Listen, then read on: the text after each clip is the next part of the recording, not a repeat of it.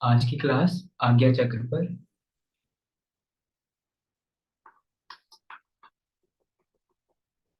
आज्ञा चक्र के बारे में पहले 1 मिनट में जान लीजिए।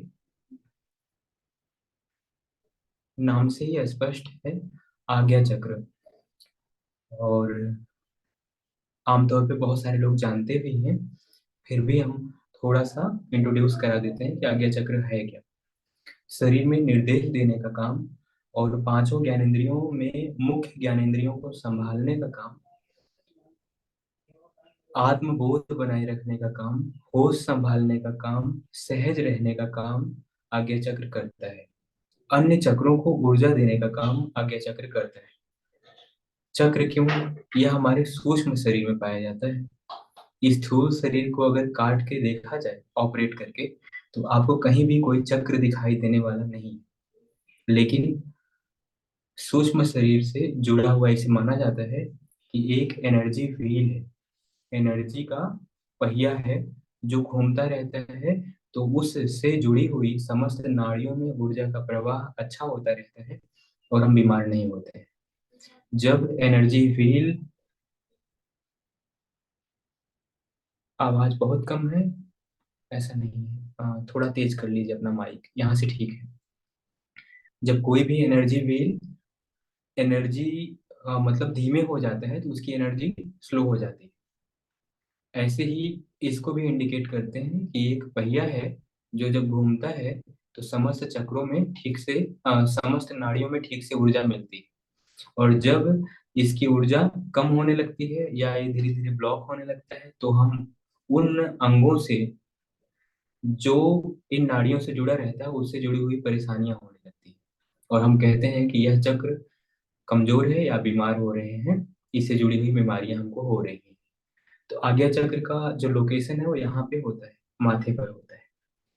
और यह माथे पर या इसके आसपास जितने अंग होते हैं उनको ऊर्जा देने का काम करता है। बाहर बाहर से देखने पर नहीं दिखता, भीतर से भी देखने पर नहीं दिखता। आमतौर पे इसे पीनियल ग्लैंड से जोड़ के देखा जाता है। पीनियल ग्लैंड क्या है? पीनियल ग्लैंड एक चावल जितने आकार की छोटी सी ग्रंथि होती है। चावल जितने छोटे आकार की छोटी सी ग्रंथि होती है, गांठ होती है, जो भीतर बहुत सारे काम करती है। और इसे माना जाता है कि जब बच्चा छोटा होता है तब ये एक्टिवेट रहती है। जैसे जैसे उम्र बढ़ती जाती है, यहाँ तालू पर देखेंगे तो यहाँ पहले बचपन में हाथ दबेगा, तालू धड़कता हुआ दिखता है। अगर छोटे बच्चे का सिर मुंडन कराया जाए तो यहाँ पे दिखता है त्रिभुज जैसी संरचना है जो ऐसे ऐसे धड़क रही है। लेकिन जैसे जैसे बच्चा बड़ा होता है वो तालू भर जाता है। तो मानते हैं कि पिनल ग्लैंड का द्वार पहले वही होता है।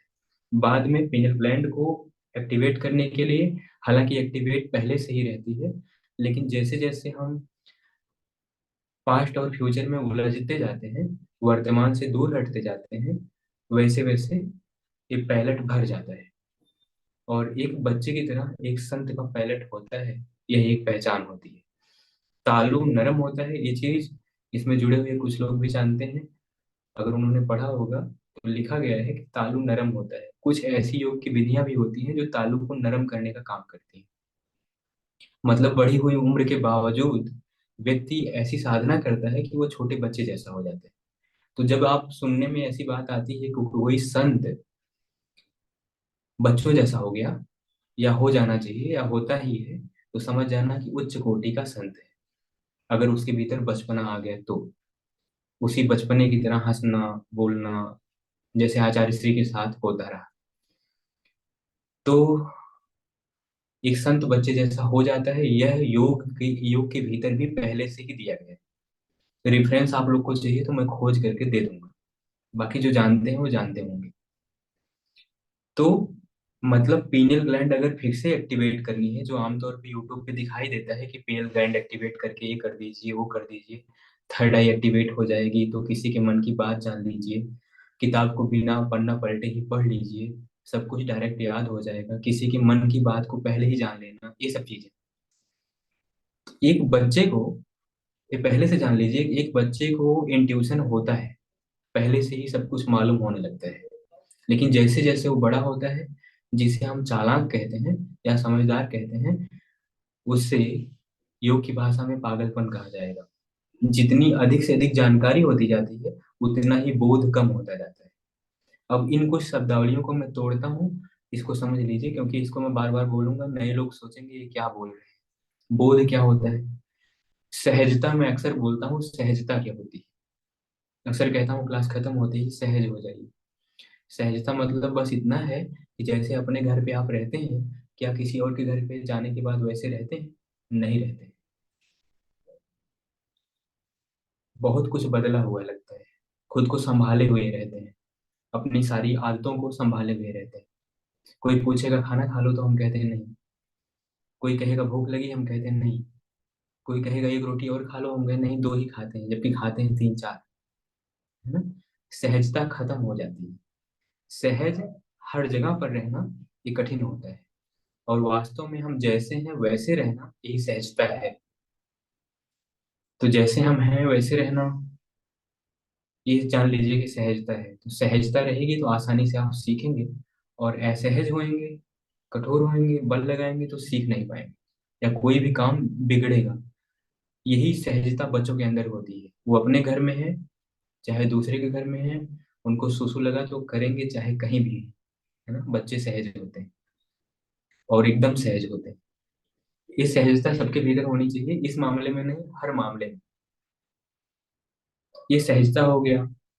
बोध, बोध का मतलब ऐसा बोध नहीं जो भगवान बुद्ध को हुआ, लेकिन इतना बोध जरूर रहे जो आसपास की चीजों के प्रति हमें बहुत जागरूक बनाता हो। जैसे, जैसे एक दुकानदार जानता है कि अब दुकान पर आकर के कोई नया ग्राहक बैठा है, अभी ये आया है, अभी बैठा है, और इसके पहले इतने सारे लोग बैठे हैं। अगर मैं इस नए ग्राहक को सामान देने लग जाऊंगा, पुराने लोग रूठ जाएंगे। ये भी जानता है कि इतने इतने सामान का हिसाब अभी करना बाकी है, इतना पैसा दे दिया, इतना बाकी है। एक साथ चार छह चीजों को जानता है। इसके साथ वहां पर आए हुए पहले से बैठे हुए लोगों की हालत भी समझता है, कि जो पहले से बैठे हैं वो उब रहे हैं, अगर मैंने थोड़ी देरी और की तो उठ के चले जाएंगे, या कुछ भला बुरा कहेंगे। तो एक सफल दुकानदार का, ऐसे मैंने बताया कि वो बोध इतना रखता है। ऐसे ही अपने जीवन में हम अपने आसपास के माहौल के प्रति कितने जागरूक हैं। किसी पेड़ को आपने लगाया पर्यावरण दिवस के दिन, उसके बाद आप भूल गए कि पानी देना है उसको, और काम में बिजी हो गए। इस तरह से जागरूकता टूट जाती है जब हम बहुत परेशान होते हैं और हमारा आज्ञा चक्र गड़बड़ होता है। बहुत सारी काम की चीजें भूल जाते हैं, बेकाम की चीजों पर ध्यान देने लगते हैं। ऐसे ही बोध कमजोर होता है, सहजता कमजोर होती है, समता खराब होती है। जैसे आमतौर पे बात होती है समता रखने की, कि समता रखा जाए। थोड़ा सा भी कुछ गड़बड़ होता है, हम बिखर पड़ते हैं, परेशान हो जाते हैं, समता टूट जाती है। फिर जब याद आता है तो फिर समता रखी जाए। तो यह एक तो है कि रखी जाए, एक तो है कि अपने आप ही रहे, अंदर से ही रहे। एक तो है बनावटी, कि बाहर से कोई याद दिलाए समता रखो, कम पढ़ पा रहे हैं, टेंशन में आ रहे हैं, एग्जाम करीब आ रहा है, समता रखो। एक तो ये है कि कोई बाहर से समझाए, दूसरा ये है कि भीतर से ही सेल्फ गाइडेड समता हो। समता हो। समता आज्ञा चक्र से आती है। अगर आज्ञा चक्र ठीक है तो समता आएगी, सहनशीलता आएगी, बोध बढ़ेगा, उदासी नहीं छाएगी। उदासी का कारण ढूंढ लेंगे, साफ दिखेगा किस वजह से उदास हो रहे हैं। साफ दिखना ही उपाय हो जाता है कई बार। तो यह है जागरूकता, समता, बोध या सहजता, जितना शब्द मैं बोलता हूँ इसका मतलब यही होता है, आसान है। तो आज्ञा चक्र के बारे में थोड़ा सा जाना, और थोड़ा और बताते हैं कि जैसे शरीर में ढेर सारी नाड़ियों की बात की जाती है, और इतनी बारीक नाड़ियां जो केस के समान, बालों के समान पतली, और बालों के समान पतली होने के बावजूद उसके भीतर नली जैसा है। नली जैसा है मतलब इस पार से अगर पानी डालें तो उस पार निकलेगा, या फूकेंगे तो उस पार हवा निकलेगी, इतना बारीक होने के बाद भी ऐसा है। और उसे ही न्यूरो सप्लाई का न्यूरो सप्लाई का मार्ग मानते हैं, रास्ता मानते हैं। मतलब ब्रेन और शरीर का जुड़ाव, और वह फैला है एक एक जगह पे। मतलब अगर यहाँ भी कुछ इतना भी टच कर रहा है तो मालूम हो रहा है दिमाग में कुछ टच हो रहा है। यहाँ पर अंगुली रखे हैं तो टच मालूम होगा कि अंगुली रखी गई है। मान लो आंख नहीं है, यहाँ पे मक्खी बैठे तो मालूम हो जाता है कि मक्खी बैठी। मच्छर आके बैठे तो मालूम हो जाता है कि मच्छर बैठे। मतलब एक एक जगह कोई ऐसी जगह नहीं जो डेड है, जो मरी हुई है। हर जगह संवेदनशील है, हर जगह जागरूक है, जानने वाली है। तो हर जगह जो जागरूक है वो अंत में जुड़ी है हमारे ब्रेन से।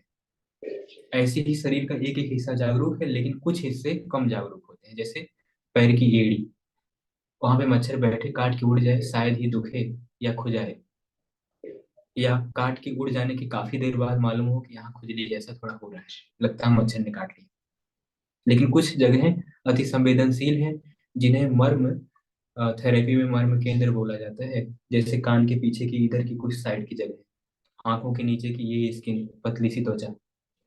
तो शरीर की कुछ अति संवेदनशील जगह है, पैर का, हाथ का तालू, है ना। ऐसे और भी जगह हैं जो संवेदनशील जगह हैं। ऐसे ही शरीर के अन्य भागों को भी संवेदनशील बना देना और संवेदनशील बनाए रखना, यह योग का उद्देश्य है। छोटा मोटा नहीं, बहुत बड़ा उद्देश्य है। इस बात को गंभीरता से लेना, क्योंकि जब किसी जगह से हमारी संवेदनशीलता कम होती है तो वही अंग बीमार पड़ता है। वो अंग भीतर हो तो भीतर बीमार पड़ता है, बाहर है तो बाहर बीमार पड़ता है। जैसे भीतर लीवर का खराब होना, लीवर के प्रति आंतरिक जागरूकता कम होना, और थोड़ा सा वैज्ञानिक रूप में कहें तो लीवर में जो जो न्यूरो सप्लाई थी वो कम हो गई, मोटर न्यूरॉन, सेंसरी न्यूरॉन का प्रवाह कम हो गया। उसे योग की भाषा में कहें तो प्राणिक ऊर्जा का प्रवाह कम होना, प्राण ऊर्जा की कमी होना लीवर को खराब करता है, या किसी अंग को खराब करता है। जहां भी कम होगा वहां, जहां ऊर्जा कम होगी वहां बीमारी होगी। इसी बीमारी को सही करने के लिए एक्यूप्रेशर में दबाया जाता है। एक्यूप्रेशर में हाथ में सारे अंगों को इंडिकेट किया जाता है कि यहाँ ये अंग है, यहाँ ये अंग है, यहाँ ये अंग है। यहाँ दबाएंगे तो उस अंग में ऊर्जा चालू हो जाएगी। इसमें चालू दबा के किया जाता है। और प्राणायाम में, योग में प्राणायाम करके, आसन करके अंगों में ऊर्जा के प्रवाह को चालू किया जाता है। कैसे चालू होता है? माना जाता है इतनी ज्यादा नाड़ियां हैं शरीर में, ये नाड़ियां, जब खून की नलियों में इतना कचरा आ जाता है कोलेस्ट्रॉल के रूप में, जो कि मोटी मोटी होती है, तो जो इतनी बारीक नलियां हैं जो बाल के समान पतली हैं, जिन्हें केस नली भी कहा जाता है, उनमें क्यों ना कचरा इकट्ठा हो जाएगा। तो उसमें खून की नली में तो कोलेस्ट्रॉल इकट्ठा होता है, मान लीजिए एलडीएल, बीएलडीएल, एचडीएल इकट्ठा होता है। लेकिन ये जो हमारी बहुत बारीक नलियां हैं, इनमें कौन सा कचरा आएगा? इनमें यही कचरा आएगा जब हम क्रोध, उदासी, चिंता, उद्वेग, घृणा, इन चीजों से भर जाते हैं। तो इन नलियां सिकुड़ जाती है, दब जाती है। एक तो है नली, नलियों का सिकुड़ना, दूसरा है नली का दब जाना। दबाने वाला कौन है? दबाने वाली मांसपेशियां हैं। शरीर के हर जगह पर मांसपेशी, यहाँ मांसपेशी, यहाँ, हर जगह कम से कम मांसपेशियां होती ही हैं। मान लीजिए यहाँ बहुत कम मांसपेशी है, यहाँ पतली सी केवल त्वचा है, लेकिन यहाँ ढेर सारी मांसपेशी है। और मांसपेशी अपने आगे वाले अंगों को बल देती है कुछ भी करने के लिए। यहाँ पे मांसपेशी है जो इधर के अंगों को बल देती है, यहाँ पे मांसपेशी है जो पूरे अंगों को बल देती है। कंधे पे ढेर सारी मांसपेशी है जो पूरे हाथ को बल देती है। थाई पे मांसपेशी है जो नीचे पैरों को बल देती है। पेट की जो मांसपेशी है वो लोअर अंगों को और नीचे वाले पूरे पार्ट को बल देती है। तो जो मांसपेशी है जब ये सिकुड़ जाती है, जब हम ऐसे होते हैं, तनाव लेते हैं, तो फिर उन नाड़ियों में सिकुड़न आती है और वहीं पर ऊर्जा का प्रवाह रुक जाता है, जिसकी वजह से बीमारी होती है, चाहे जो बीमारी। तो यही नाड़ियों के बीच सर्कुलेशन बराबर बना रहे और गंदगी हमेशा साफ रहे तो बीमार नहीं होंगे। यही जो नाड़ियां हैं ढेर सारी, इनकी मात्रा अलग अलग गिना दिया। कोई कहता है 72 करोड़ 72 लाख 10,000 210। मात्रा से हमें कुछ नहीं लेना देना, हो सकता है इससे ज्यादा, हो सकता है इससे कम। कोई कहता है 3.5 लाख नाड़ियां, कोई कहता है 36,000 नाड़ियां एक तरफ, 36,000 नाड़ियां दूसरी तरफ, दोनों मिला के 72,000 नाड़ियां। लेकिन 72,000 नाड़ी या इतनी करोड़ों नाड़ी अगर शरीर में है, तो पक्का है कि एक दूसरे को कहीं ना कहीं तो क्रॉस करती होगी। क्योंकि अगर तीन चार सड़क रहे तो कहीं ना कहीं एक दूसरे को क्रॉस करती है। अगर इतनी नाड़ी है तो पक्का है जगह जगह एक दूसरे को क्रॉस करती होगी, इधर उधर ऐसे कटती होगी। तो जिस जगह पे वो एक दूसरे को काटती है, इस पार उस पार होती है, उसे चक्र कहते हैं। और यह शरीर के भीतरी सूक्ष्म शरीर में पाया जाने वाला इंडिकेटर है। बस इंडिकेट किया जाता है कि यहाँ पर एक चक्र है, ये अंग मुख्य है। जैसे मुख्य किसको माना जाता है? हेलमेट लगाओ, दिमाग बचाओ, ये बहुत जरूरी है, क्योंकि सिर में चोट लग गई तो इसको ठीक करना कठिन होगा। शरीर में कहीं टूट फूट गया, उसको जोड़ जोड़ के सही कर देंगे। इधर कहीं कुछ लग गया तो ये भी थोड़ा कठिन है, मतलब फेफड़ा और हृदय बचाना है। जरूरी अंगों में सिर बचाना है, फिर फेफड़ा बचाना है, हृदय बचाना है। फिर तीसरे अगर जरूरी अंग में देखा जाए तो पेट भी जरूरी है, क्योंकि इधर लीवर है, इधर स्प्लीन है, इधर आते हैं। फिर उसके नीचे देखा जाए तो और भी जरूरी अंग है, उस पे भी, उसको भी बचाना जरूरी है। लेकिन अगर कोई चोर रहेगा, बदमाश रहेगा, किसी का मर्डर करना है तो कहाँ मारेगा? सिर पे मारेगा, पेट में मारेगा, सीने में मारेगा, हाथ पैर में थोड़े ना मारेगा। तो हाथ पैर में उतने जरूरी अंग नहीं है जितने ऊपर से नीचे की तरफ इस धड़ में है और सिर में। महत्व के बारे में अगर देखें तो बाकी चक्र पूरे शरीर में होते हैं, छोटे छोटे, लेकिन मुख्य चक्र यही होते हैं जहां पर सारी नाड़ियां एक दूसरे को क्रॉस करती हैं। और सबसे ऊपर यहाँ पर जहां नाड़ियां एक दूसरे को क्रॉस करती हैं, ये दूसरा चक्र है ऊपर से नीचे की तरफ। इस जगह को जहाँ क्रॉसिंग है, यही आज्ञा चक्र कहलाता है। और ये अपने आसपास के सारे अंगों की देखभाल करता है, इस पूरे हिस्से की देखभाल करता है। याद करना, सोचना, याद करके रख लेना, है ना? याद की हुई बात को जुबान पे ले आना। जैसे लोग कहते हैं कि बस सिर में है, जुबान पे नहीं आ रहा है, तो अंदर से जुबान पे ले आना, बाहर से अंदर ले जाना, ये चीज। सोचना, समझना, निर्णय लेना, देखना, ये सब चीजें यही काबू करता है। अगर ये खराब होता है तो मैंने लिख करके पूरा लिस्ट दे दिया है आप लोग को, जो आज मैसेज गया उसमें पूरा लिखा हुआ है कि ये खराब होता है तो क्रोध आता है, ईर्ष्या आती है, द्वेष आता है। खास तौर पे जब ये ठीक रहता है तो बड़ी सजगता आती है, बहुत आसान हो जाता है जीवन, वैसे लगता है जैसे। और हाँ, एक चीज और, आज्ञा चक्र का अनुभव लगभग बहुत लोगों को होता है। आज्ञा चक्र का अनुभव बहुत लोगों को होता है, लेकिन वो जानते नहीं कि ये अनुभव आज्ञा चक्र का ही है। जैसे किसी के आने के पहले थोड़ा मालूम हो जाना कि कोई आने वाला है, कोई घटना घटित होने के पहले मालूम हो जाना कि हाँ कुछ होने वाला है, लग रहा है कुछ होने वाला है। किसी किसी को सपने में सांप दिखाई देता है और आगे वही चीजें होती है जो दिखा रहता है लगभग। ये चीजें जो होती हैं ये आज्ञा चक्र से जुड़ करके होती हैं, इंट्यूशन जिसे कहते हैं। बचपन में बच्चों को बहुत जाना होता है, लेकिन वो बता नहीं पाते, और जो बता पाते हैं वो झूठ बोलते हैं। बच्चों को मालूम होता है, वो बता नहीं पाते कि क्या हो रहा है, क्या होने वाला है। और जो बताते हैं उनको मालूम नहीं होता, वो बताते हैं। हाँ, कभी कभी क्या होता है, थोड़ा सा मालूम हो जाता है किसी किसी को, वो सोच लेता है अरे मुझे तो बहुत कुछ मालूम हो गया। कभी कभी इस चक्र के अधिक सक्रिय हो जाने से कुछ लोग हाइपर एक्टिव हो जाते हैं। उन्हें किसी घटना का पूर्वानुमान होने लगता है, लेकिन वह पागल हो जाते हैं इस चीज को मान करके कि मैं तो अंतर्यामी हो गया। जबकि इसका बहुत नुकसान भी उनको होता है। अति सक्रियता की वजह से अत्यधिक सेंसिटिविटी उनके भीतर आ जाती है। जैसे अपने आस पास पड़ोस को लेकर बहुत हाइपर एक्टिव होना, ये पागलपन ही है, अपनी अधिकतम ऊर्जा को नष्ट कर देता है ऐसे लोग। और उन्हें महत्व मिलने के बजाय उनका महत्व खो जाता है। तो ना लो एक्टिव होना है, ना हाइपर एक्टिव होना है अपने आसपास के माहौल के प्रति। बहुत जागरूक हो गए तो भी दिक्कत है, एकदम मतलब लापरवाह हो गए तो भी दिक्कत है। चाहे जो हो रहा मुझे क्या मतलब, आवाज आ रही, कोई चिल्ला रहा है, कोई बचाओ बचाओ, मुझे क्या मतलब। हम्म। और हर तरफ से सीटी बज रही, सब सुनाई दे रहा है। मैं जरा सा ध्यान करने बैठती हूँ, गुस्सा आ जाता है, पता नहीं कौन मुझे डिस्टर्ब कर देता है। यह है हाइपर एक्टिविटी का लक्षण। थोड़ी सी आवाज डिस्टर्ब कर देती है, हाइपर एक्टिविटी का लक्षण। थोड़ा सा कोई कुछ करके कुछ कह करके गुस्से दिला देता है, हाइपर एक्टिविटी का लक्षण। हाइपर एक्टिविटी नुकसानदायक। आज्ञा चक्र का अत्यधिक तेजी से मूवमेंट करना या नाड़ियों में ऊर्जा का प्रवाह तेज हो जाना, यह भी नुकसान करेगा। धीमे हो जाना यह भी नुकसान करेगा। इसलिए इसको बैलेंस रखने की बात की जाती है। हाँ, एक चीज और मैंने देखी, अभी जल्दी में ही देखा। एक मुद्रा होती है, मुझे देखना, ऐसे आंख उठा के यहाँ देखते हैं लोग, सांभवी महामुद्रा। सांभवी महामुद्रा का अभ्यास साधक लोग को करना चाहिए। साधक,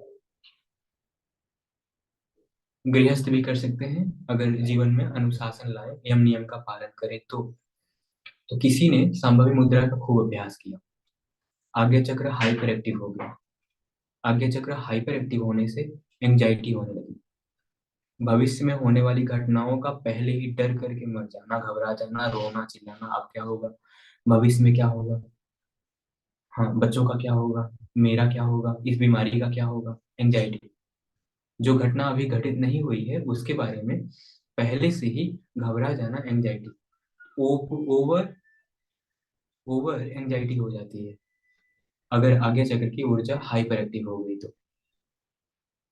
फिर किस चीज को कितना महत्व देना है, कहाँ से रुकना है, कहाँ से चालू करना है, कहाँ तक सोचना है, किस तरह से बोलना है, ये सब चीजें मतलब एक अनबैलेंस हो जाती हैं, जिसका क्रम बिगड़ जाता है, ऑर्डर खत्म हो जाता है। काबू खुद पे नहीं रह जाता, ना अपने विचारों पर, ना अपनी आवाज पर, ना अपने मन पर, और ऐसे धीरे धीरे इस आज्ञा चक्र से जुड़े हुए अन्य चक्रों पर काबू खो जाता है। जब काबू खो जाता है तब भी लोग बीमार हो जाते हैं या मानसिक रूप से परेशान हो जाते हैं। आमतौर पे आज्ञा चक्र की वजह से मानसिक रूप से परेशान हो जाते हैं। इसका मतलब ये भी नहीं कि लोग एकदम पागल हो जाते हैं। हाँ, आज्ञा चक्र डिसबैलेंस हो जाए बुरी तरह से तो लोग पागल हो जाते हैं, लेकिन यह है, अगर मीडियम में गड़बड़ हुआ है तो आमतौर पे लोग थोड़ा थोड़ा डिस्टर्ब रहते हैं, लेकिन उन्हें पागल नहीं कह सकते, वो अपने जीवन में बहुत परेशान रहते हैं। और इसके लिए कोई बहुत टेढ़ा मेढ़ा काम करने की जरूरत नहीं है, ना इस तरह भाव उठाने की। इसके लिए बहुत सहजता वाला काम करना है, क्योंकि ये खुद ही सहजता वाला चक्र है। जितना सहज रहेंगे उतनी आसानी से जाग जाएगा, जितने होशपूर्ण रहेंगे उतनी आसानी से जाग जाएगा। कुछ इसके लक्षण बताते हैं। कभी कभार, जैसे मान लीजिए ऐसे आमतौर पे हम लोग अनुभव नहीं होता, कभी कभी आंख फड़कती, जान जाते हैं कि आंख फड़क रही है। किसी से कहते हैं कि हमारी आंख फड़क रही, दाहिनी फड़क रही, ऐसा होगा, बाईं फड़क रही, ऐसा होगा। कभी कभी आज्ञा चक्र पे यहाँ पे फड़कन होती है, आमतौर पे लोग नहीं जान पाते क्योंकि पहले से जागरूकता नहीं होती। अगर पहले से जागरूकता होती तो ये मालूम हो जाता। किसी किसी का बहुत तेजी से फड़कता है, काफी देर तक फड़कता है। तो यह लक्षण होता है कि जब आप आज्ञा चक्र पर थोड़ा अभ्यास करना शुरू करेंगे, जागरूक होंगे, तो इसकी फड़कन मालूम होने लगेगी। बाकी फड़कता पूरा शरीर, पूरा शरीर फड़कता है, केवल आंख नहीं फड़कती है। लेकिन जागरूकता की कमी की वजह से मालूम नहीं होता कि शरीर फड़क रहा है। एक एक अंग फड़कता है, बाह फड़कती है, सीना फड़कता है, पेट फड़कता है, बटक्स फड़कता है, पैर फड़कता है। मतलब कोई अंग ऐसा नहीं जो फड़कता ना हो, ऐसे से कांपता है। लेकिन हम लोग का होश इतना तनावग्रस्त है, इतना तनावग्रस्त है, मालूम नहीं होता। जब आप आज्ञा चक्र पे ध्यान करना शुरू करेंगे तो भ्रिकुटी तो फड़केगी, यहाँ फड़क ऐसे कंपन आएगा ही, पूरे शरीर में जगह जगह पे आएगा। और ये इंडिकेटर होता है कि आज्ञा चक्र, जैसे कोई बंद पड़ा हुआ पहिया अचानक से घूमना शुरू करे तो कंपन होगी होगी, थोड़ा सा वाइब्रेशन होगा ही होगा, ऐसा होता है। तो ये फड़कन होती है कुछ दिनों के लिए, फिर नॉर्मल हो जाता है। आज्ञा चक्र जब बैलेंस हो रहा होता है तो उसी समय पूर्वानुमान होने शुरू होते हैं, किसी चीज के बारे में पहले से अनुभव हो जाना। तो उस समय इस बात को बताना ही नहीं चाहिए किसी से, बस ये जान करके थोड़ा सा खुश हो जाना चाहिए कि हाँ, हमारे काम जो हम कर रहे हैं ठीक हो रहा है। बस इतना सी बात, किसी से बताने की जरूरत नहीं, मुझसे बताने की जरूरत नहीं। इसको एकदम हलवा समझना, बहुत बड़ी बात नहीं है ना, आपने बहुत बड़ा तीर मार लिया है, एकदम सिंपल सी बात है।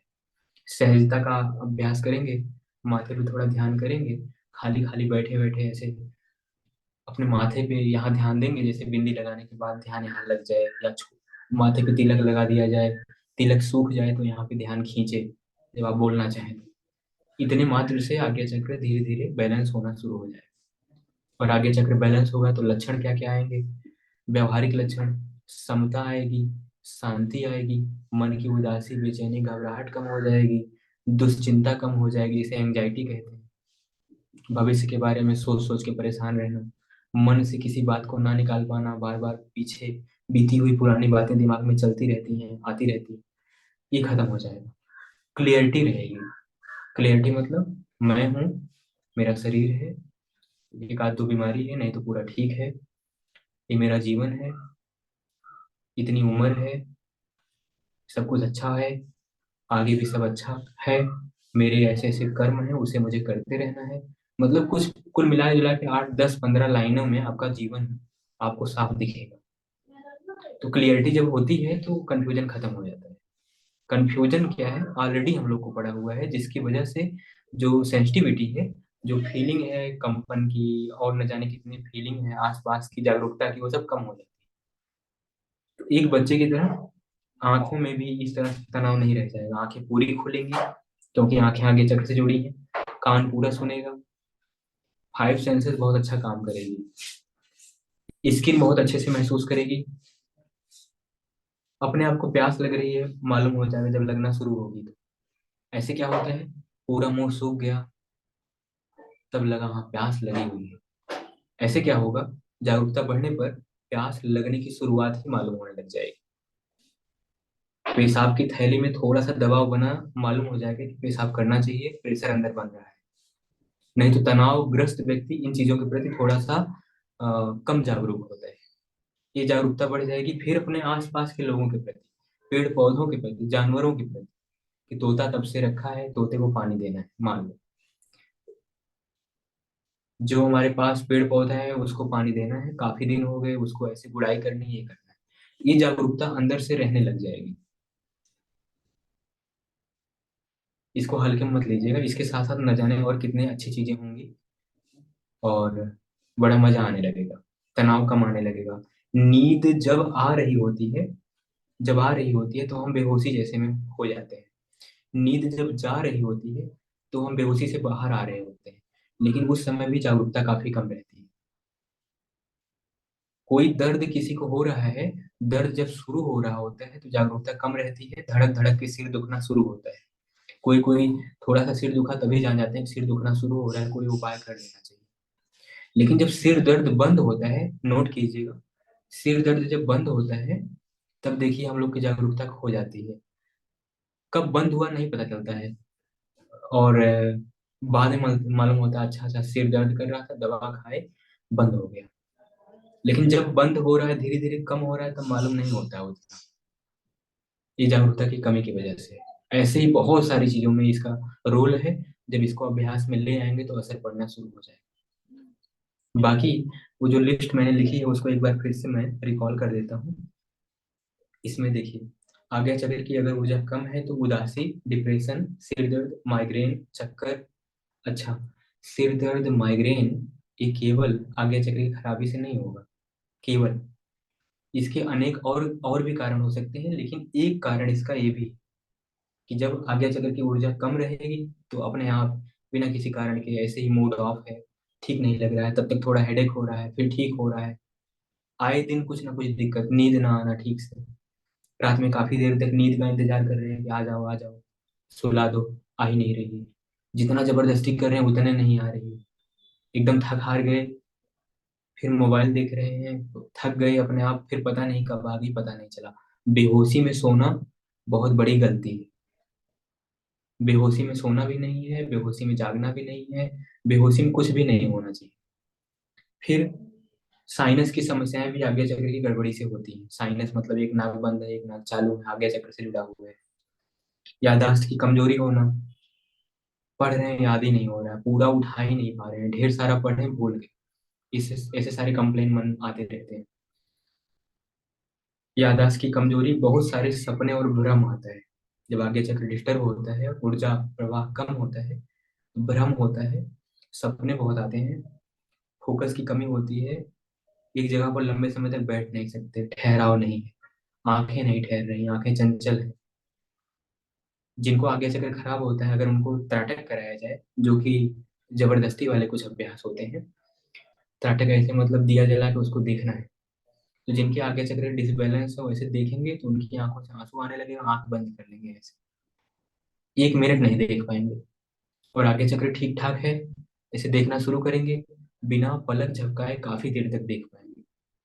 कई बार तो ऐसा हो जाता है कि पलक झपकती ही नहीं है, आप देखते ही रह जाते हैं, देखते ही रह जाते हैं, दीपक की लौ के पास जाते हैं तब भी आपकी आंखों में चुभती नहीं है और आप उसे सजगता पूर्वक देख पाते हैं। मतलब आंखों पे काबू आ जाता है, और अंदर जो थर्ड आई है जिसे हम लोग पीनियल ग्लैंड कहते हैं, उस पे काबू आ जाता है। अब इसके अलावा आंतरिक उत्साह और प्रेरणा की कमी, कंफ्यूजन ज्यादा होना और इस तरह से कमी होना, आध्यात्मिक उन्नति में रुकावट, इसके बारे में जब तक जागरूकता नहीं तब तक मालूम नहीं होता है। कौन बताएगा? हम गणेश जी की पूजा करते हैं मान लो, और कहाँ तक पहुंचे हैं, कितनी पूजा और करेंगे तो सफल हो जाए, किसी को नहीं मालूम। तो कैसे कहें कि आध्यात्मिक उन्नति में हम ग्रोथ नहीं कर पा रहे? हम हनुमान जी को पूजते हैं, हम राम जी को पूजते हैं, किसी को पूजते हैं, कैसे कहेंगे कि हमारी आध्यात्मिक उन्नति कहाँ रुकी हुई है, कितना होनी चाहिए, कितना हो गई है, किसी को नहीं मालूम। लेकिन एक अधूरापन लगता है, ये जीवन में लगना भी चाहिए कि हम इतने बड़े हो गए, सब कुछ तो हमने कर डाला जीवन में, लेकिन अगर हमें अचानक से जाना पड़ जाए तो क्या धर्म को लेकर पछताएंगे नहीं? क्या धर्म में हमने कुछ हासिल किया हुआ है? तो अगर एक भारी अधूरापन लगता है कि बहुत जना खालीपन है, तो इसे ही कहेंगे कि आध्यात्मिक उन्नति में आगे नहीं बढ़ पाए, कहीं बीच में अटक गए। ठीक। और अगर ऐसे लगता है होश में खाली कुर्सी लेके बैठे हैं और ताली ठोक के कहते हैं कि लगभग ठीक किया है, जितना हमसे हो पाया है ठीक किया है, अभी उम्र के हिसाब से और काम करना बाकी है, लेकिन जितना किया है ठीक किया है, संतुष्ट है, इस तरह से अगर कर पाते हैं तो इसका मतलब आध्यात्मिक उन्नति अन्य सारी उन्नति के पैरेलल है। शरीर अच्छा बना के रखे हैं, ठीक है। धन ऐश्वर्य कमा के रख रहे हैं, ठीक है। आसपास पड़ोस को संभाल के सामाजिक उन्नति कर रहे हैं, वो भी ठीक है। धार्मिक उन्नति क्या किया है, ये भी उसी के बैलेंस में होनी चाहिए। अधूरापन लगता है तो आध्यात्मिक उन्नति नहीं। ठीक। तो आज्ञा चक्र ये सब बताने लगेगा जब जागरूकता बढ़ेगी तो। अभी तो ऐसे ही लगेगा। और एक चीज मैं अपनी तरफ से बताऊं, ये जब बढ़ने लगे, बैलेंस होने लगेगा, तो ऐसी ऐसी चीजें दिमाग में आएंगी जो पहले कभी नहीं आती थी। आपका मन करेगा इसको लिख लिया जाए। ऐसा तो मैंने कहीं पढ़ा भी नहीं, सोचा भी नहीं, सुना भी नहीं, देखा भी नहीं, ये मेरे मन में आया कहाँ से? आपको बहुत खुशी होगी, और अपने भीतर के तार बजने लगते हैं, आप कुछ ऐसा करने लगेंगे जो आप पहले कभी नहीं कर सकते थे, ना सोच सकते थे, ना समझ सकते थे, ना उसकी आपने पढ़ाई की हुई। अपने आप ही जब वर्तमान में मन रुकेगा तो पास्ट और फ्यूचर से बाहर निकलेंगे, तो कॉस्मॉस से जुड़ेंगे, तो कॉस्मॉस भीतर उतरने लगेगा, तो ट्रांसमिट होने लगेंगे अपने आप। मालूम ही नहीं पड़ेगा कहाँ से सीखा, कब सीखा, कितना सीखा, ये आया तो आया कहाँ से, लेकिन ट्रांसमिट होने लगेंगे। पूरा ब्रह्मांड एक अपने पिंड से जुड़ जाता है, लेकिन जब वो पिंड चाहता है कि मैं उस ब्रह्मांड से जुड़ जाऊं, तो ये मतलब बात वही है कि योग आत्मा को परमात्मा से जोड़ता है। तो ये ऐसा होता है कि जुड़ जाता है व्यक्ति, तब जुड़ जाता है। ये आज्ञा चक्र से होता है। ठीक। इसमें और कुछ नेचर से डिस्कनेक्ट होते हैं जब आज्ञा चक्र डिसबैलेंस होता है, तो घूमने फिरने का और चीजों का मन नहीं करता है, मतलब भय लगता है, खुद को कंफर्ट जोन से बाहर निकालने में दिक्कत होती है, लगता है जैसे जीवन चल रहा है चलने दो वैसे ही। कुछ नया चेंज करना, कुछ बेहतर करना, किसी नई जगह पे जाना, किसी नए लोग से मिलना, कुछ नया सोचने का, कुछ नया करने का मन नहीं करता है, जो है जितना है उसी पे रुके रहते हैं। यही मन करता है कि बस जैसे ठीक है ऐसे। और मैंने बता दिया सब। और आज्ञा चक्र के बैलेंस होने पर ये भी मैंने बता ही दिया लगभग। आनंद, शांति, समता, अतीन्द्रिय अनुभव। अतीन्द्रिय अनुभव का मतलब होता है सिक्स सेंस का जागना। जैसे एक कुत्ते और बिल्ली के बारे में कहा जाता है ना, भूकंप आने के पहले ही उसे मालूम हो जाता है। ऐसे ही किसी घटना, किसी व्यक्ति, किसी चीज के बारे में पहले से पूर्वानुमान होना, ये बहुत बड़ी बात नहीं है, बहुत छोटी बात है। हाई स्कूल का एग्जाम पास करना बहुत कठिन है, यह उससे बहुत छोटी बात है कि अतीन्द्रिय अनुभव को जगा लेना। लेकिन जगा के फिर परेशानी होती है, फायदा कोई नहीं होता है कुलदीप जी, है ना?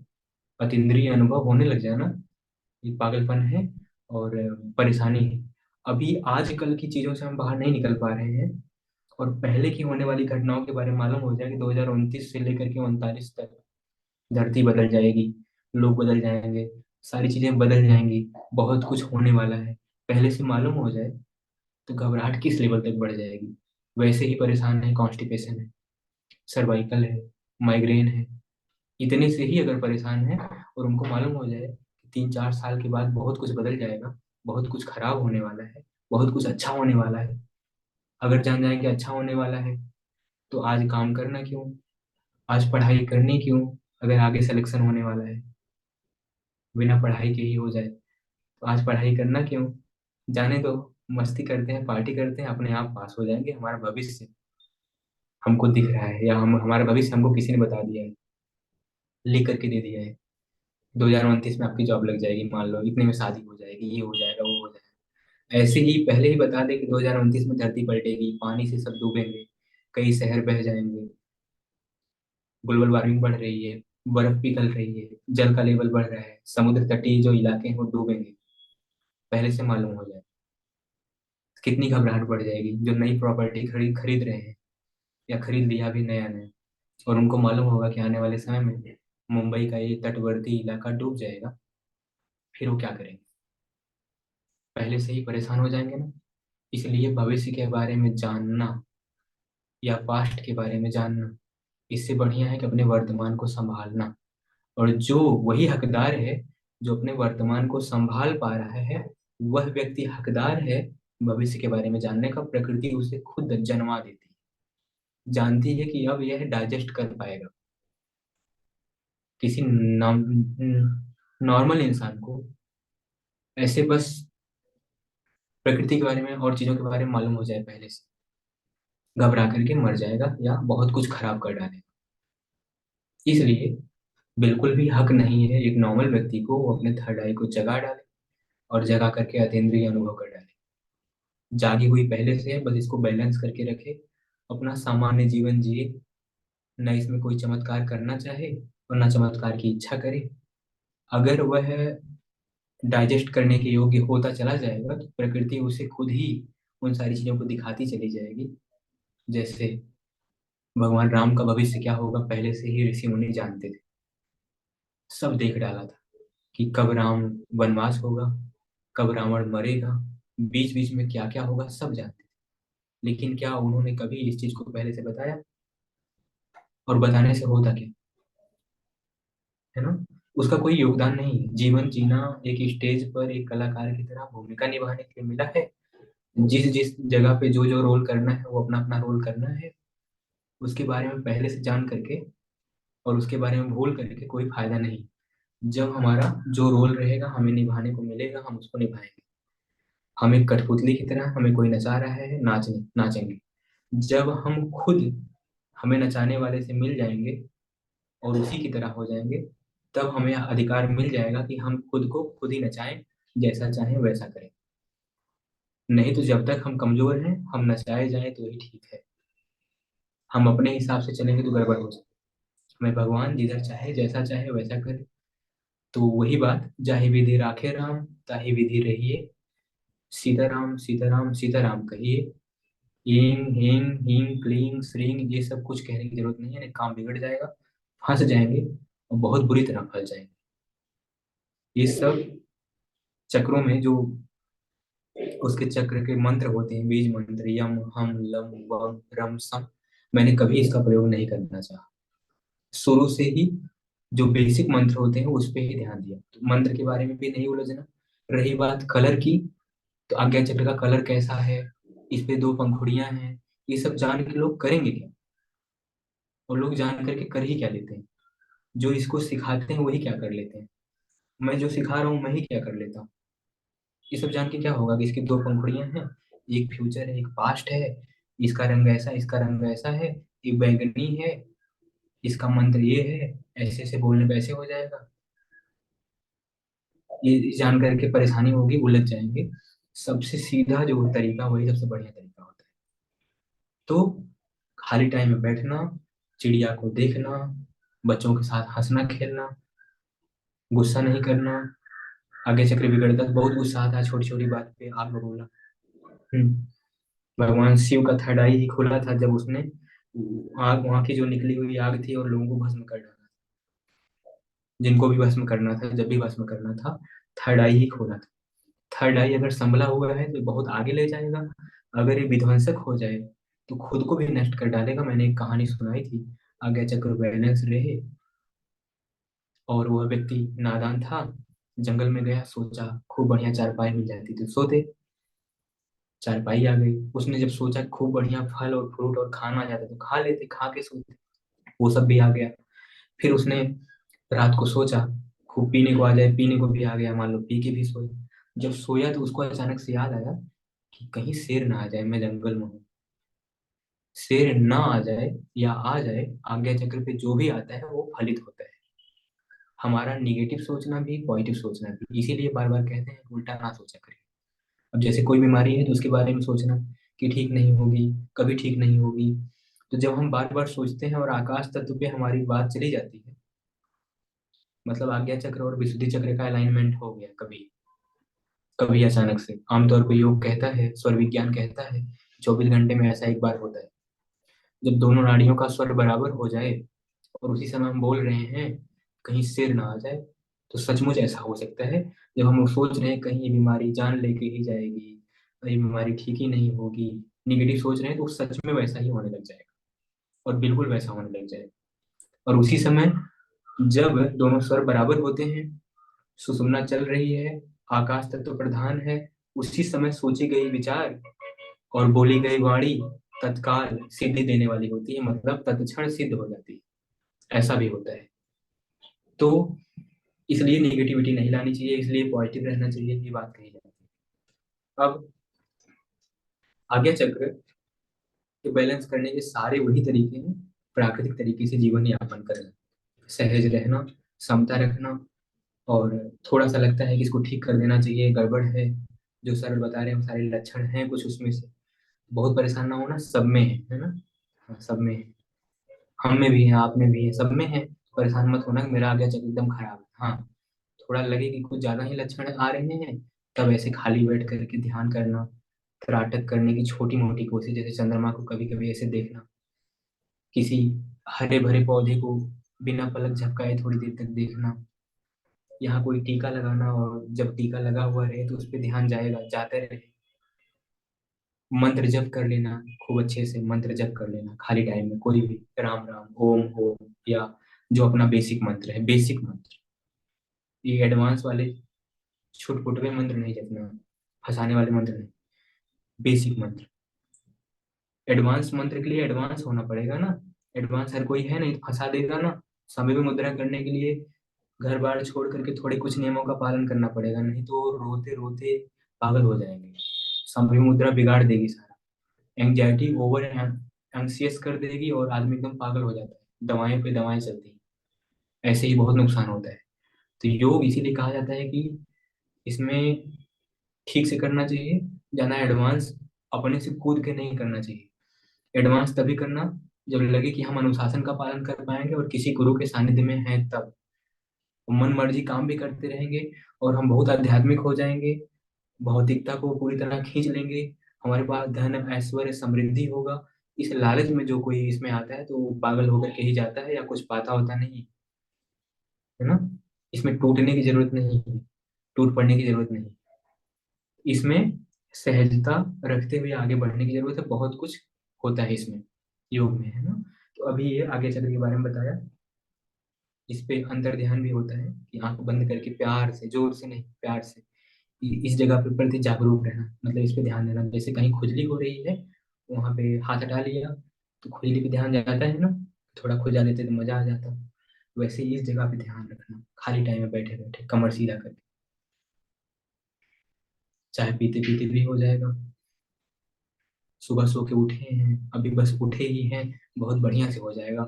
2-3 मिनट, 4 मिनट, 5 मिनट इसी पे ध्यान दे देंगे। और झूठ, फरेब, गुस्सा, ईर्ष्या, द्वेष, ग्लानि, ये सब चीजें ना हो तो जल्दी ठीक हो जाएगा, बहुत ठीक हो जाएगा, बहुत फायदा होगा।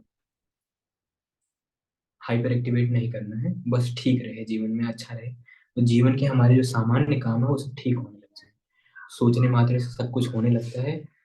भगवान गीता में कहते हैं कि मेरा भक्त सीधे कहते हैं मेरा भक्त थोड़ा सा बस सोचता मात्र है, मैं उसे पूरा करता हूँ। उसके मन में जरा सा संकल्प उठा नहीं कि क्षण मात्र में उसे पूरा करता हूँ, बस वो मेरा भक्त होना चाहिए। अब मेरा भक्त होने की परिभाषा बड़ी तगड़ी है। हाँ, सा ये वो भक्त है, सा में प्रिय है। उसके पहले बताते हैं कि समता हो, शुद्धता हो, शांति हो, बहुत चालाक ना हो, बहुत सीधा साधा हो, भोला भाला हो। ये छोटी बात थोड़े ना है। चालाक ना होना, कोई कहे कि मैं अपनी सारी चालाकी डोनेट करता हूँ, अब मैं अपनी सारी चालाकी खत्म कर दूंगा, भोला रहूंगा, बहुत कठिन काम है। आचार्य श्री को ही देख के लगता है कि वही एक आदमी भोला था, है ना। भोला कहाँ कोई दिखता है, भोले बच्चे दिखते हैं, बस छोटे छोटे बच्चे भोले। आचार्य श्री भोले, भोले बाबा भोले। साधु संत बहुत कम दिखते हैं, लेकिन भोले दिखते हैं कभी कभी। जो कोई भोला हो वही ठीक है, वही मेरा भक्त है, वही मुझे प्रिय है। वो क्षण मात्र में सोचे, मैं क्षण मात्र में पूरा कर दूँ। और जो जितना चालाक है, जितने जुगाड़ लगाएगा, हम ही से जुगाड़ लगा रहा है, हमारा दिया गया दिमाग, और हम ही से दिमाग लगा रहा है, हम ही को घुमा रहा है। 7 बार घुमाने के बाद 4 अगरबत्ती जला रहा है, 5 अगरबत्ती, कह रहा है 3 नहीं जलानी है, 5 जलानी है।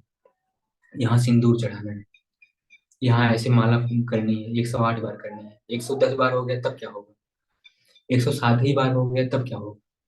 चालाकी वालाकी नहीं करनी है। धर्म में जितना भोला रहेंगे उतना ज्यादा फायदा होगा, और जो धर्म में भोला रहेगा उसको ज्यादा फायदा होगा, हर तरीके से होगा। तो इसलिए चालाकी छोड़नी है अगर आगे जगह को बेहतर करना है तो।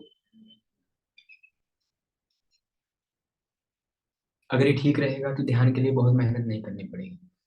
आप जहाँ बैठेंगे वही जगह मंदिर जैसी हो जाएगी, इतनी शांति, इतनी शांति, इतनी आसानी से ध्यान लग जाएगा कि सोचना, मेहनत करना, दम लगाना, जोर लगाना, आंख उठाना, त्राटक करना, ये सब पागलपन लगेगा। इसीलिए जो समर्पित भक्ति योगी होते हैं उनको ये सब बकवास लगता है, हंसते हैं वो योग के नाम पे।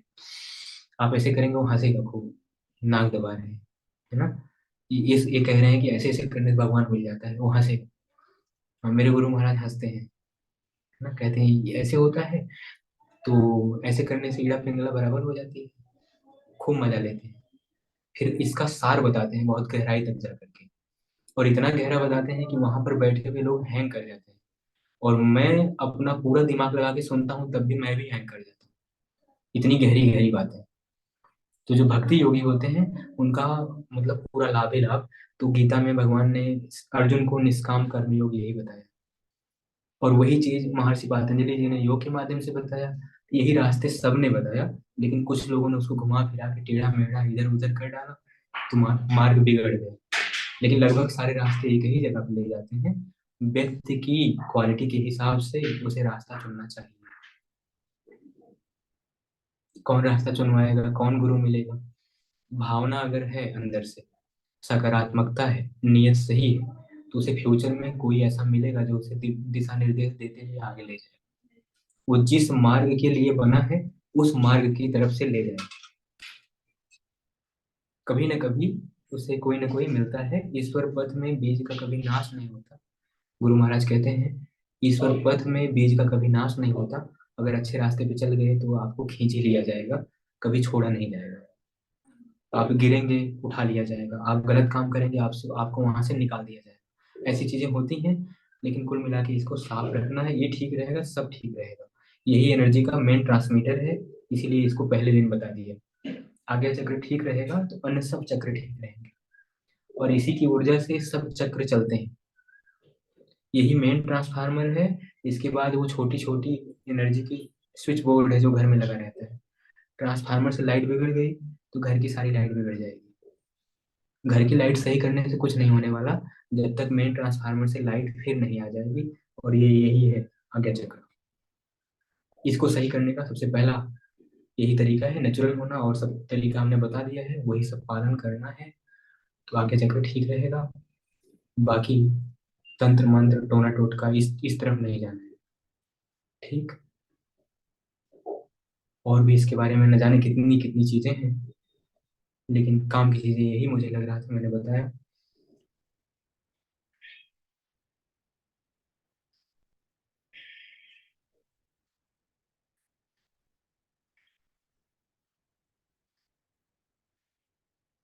पास्ट, प्रेजेंट और फ्यूचर। पास्ट मतलब बीती हुई चीजें, फ्यूचर मतलब आने वाली चीजें। इन दोनों से मन को हटाना और वर्तमान के आसपास कौन चिड़िया बोल रही है, कहाँ से कौन सी आवाज आ रही है, ये ध्यान विधि बन जाएगी। आप कहीं हैं, अपने आसपास से आने वाली आवाज के प्रति, अपने शरीर में लगने वाली ठंडी या गर्मी के प्रति, या लगने वाली हवा के प्रति जागरूक बने रहना, यही माइंडफुलनेस कहलाता है। यही आज्ञा चक्र को बहुत आसानी से एक्टिवेट कर देगा, बैलेंस कर देगा उसकी ऊर्जा को। दूसरी चीज, हाँ, वात पित्त कफ कल पूरा बताया था ना खूब अच्छे से। उस चीज में जो वात पित्त कफ था, एक चीज थोड़ा बहुत जरूरी है, इसको बता दें तब क्लास खत्म करें। छोटा बच्चा जो होता है वो कफ प्रधान होता है, कफ उसके भीतर खूब होता है। कितना भोला होता है, कितना शांत होता है, कितना मस्त होता है। मैं अक्सर कहता हूँ जो अच्छे संत होते हैं, जब करते हैं, ध्यान करते हैं, उनका कफ बढ़ा हुआ रहता है। बायोलॉजिकली इसे कहते हैं पैरा सिंपैथेटिक नर्वस सिस्टम का अच्छा अच्छा अच्छा एक्टिवेट हो जाना, मतलब हाइपर एक्टिवेट हो जाना। भीतर एकदम शांति, और भीतर की शांति बाहर को भी शांत कर डालती है, आंखों की पलकों को भी शांत कर देती है, चंचलता खत्म, गंभीरता बढ़ जाती है। लगता है गंभीरता में डुबो के निकाल के बैठाए गए हैं साधु, कोई इतना शांत लोग रहते हैं। तो तो ये जो कफ जब बढ़ता है तो हमें शांत कर देता है। कफ अक्सर बचपन में हावी रहता है। बच्चे कैसे होते हैं, शांत नहीं, मतलब उनको देखिए ना, वो कितने जब शांत होते हैं, शांत रहते हैं, चंचल रहते हैं, चंचल रहते हैं, अपने वर्तमान में जी रहे होते हैं। पास्ट और फ्यूचर में नहीं, वर्तमान में जी रहे होते हैं। कितने कोमल होते हैं, कितने सुंदर होते हैं, कितने नाजुक होते हैं। ये सब चीजें देखिए, सारे सद्गुण उसमें होते हैं। वही चीज संतों में होती है। ऐसे ही ये जो पित्त होता है, पित्त युवा अवस्था में मिड एज में एक्टिवेट होता है। यह काम कराने के लिए कि ये करो वो करो, जीवन में आगे बढ़ो, ऐसे करना है वैसे करना है। मतलब 25-30 साल के बाद धीरे धीरे जब पित्त बढ़ता जाता है, 40-45 तक, तो देखिए लोग कैसे जीवन में सब कुछ इकट्ठा करना है, ये करना है वो करना है। तो भीतर जब फायर और पानी दोनों बढ़ता है, पहले तो धरती माता और पानी, ये दोनों जब बढ़ा तो हमें नरिशमेंट करके छोटे बच्चे की तरह मुलायम, कोमल, सॉफ्ट, बड़ा मजेदार बनाया, बड़ा सुंदर बनाया। लेकिन जब पित्त बढ़ता है और पानी बढ़ता है, सेकंड, पानी और अग्नि बढ़ता है, तो जीवन में संघर्ष कराने के लिए, काम कराने के लिए उत्तेजित करता है। तो ये मिड एज में हम लोग बड़ा काम करते हैं, ये कर देना है वो कर देना है। और बाद में वात बढ़ता है, 50-55-60 के बाद, उसमें काम करने लायक छोड़ता नहीं, हड्डियों को, दिमाग को, चेहरे को, सबको मुरझा देता है, रूखा सूखा बना देता है, सुंदर सुंदर लोग को खराब कर देता है। बड़ा बढ़िया नियम है, अगर कोई बूढ़ा हो जाए और बड़ा सुंदर हो जाए और वो मरे तो बड़ा दुख होगा ना। माता प्रकृति ने कितना बढ़िया करके रखा है कि कोई बूढ़ा हो तो उसे असुंदर कर देता है, ताकि उससे लोगों का प्रेम कम हो जाए, ताकि लोग जाए तो उनसे, कोई जाए तो बाजा बजाए, कोई बात नहीं, मर गए बूढ़े थे, है ना। अगर कोई बूढ़ा हो और सुंदर होता चला जाए, तो फिर उसके लिए लोग कितना परेशान हो जाएंगे। जैसे कोई युवा व्यक्ति मर जाता है, वैसे ही कोई बूढ़ा व्यक्ति मरेगा तो लोग कितने परेशान हो जाएंगे, क्योंकि वो बुढ़ापे में और सुंदर हो जाए। इसीलिए कफ पहले है, पित्त बीच में है और वात बाद में है।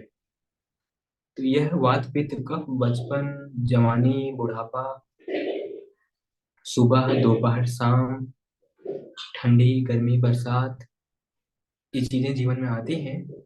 इसको बैलेंस करने के लिए ये वात पित्त, हाँ, वात पित्त और कफ, कफ बीच में है, कफ बीच में है, थर्ड आई पर। वर्तमान में रुके, मस्त रहें, तो धीरे धीरे बचपन जागेगा अपने आप। डिटॉक्सिफिकेशन, एंटी एजिंग, सारी प्रॉपर्टी बढ़ती जाएगी अपने आप ही।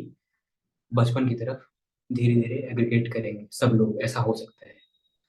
अगर खूब खुश रहें, खूब मस्त रहें, बच्चों की तरह रहें, तो यह एंटी एजिंग सबसे बढ़िया एजेंट है। मतलब कफ बढ़ाते रहें, ध्यान करते रहें, नेचुरल रहें, बगीचे में रहें, पानी में रहें, धरती माता से जुड़े रहें। धरती और पानी ये दोनों हील जब करना शुरू करेगा तो बचपन वापस लौट आएगा। एंटी एजिंग प्रॉपर्टी बताया, जीवन को खुश रहने का तरीका बताया, आज्ञा चक्र को पहचानने का तरीका बताया, लाभ हानि बताया। अब और इससे जुड़ा हुआ कुछ रह जाए तो आप लोग पूछ लेना। टाइम हो चुका है, मिलते हैं फिर कल। कल प्राणायाम करेंगे, फिर अगले चक्र के बारे में अगले दिन बताएंगे। एक एक दिन प्राणायाम, एक एक दिन चक्र, ऐसे चला जाए तो ठीक रहेगा, है ना। नहीं तो अभ्यास ब्रेक हो जाएगा तो फायदा कम होना शुरू हो जाएगा। ठीक। तो प्रणाम सभी को। जय जिनेन्द्र। जय श्री कृष्ण।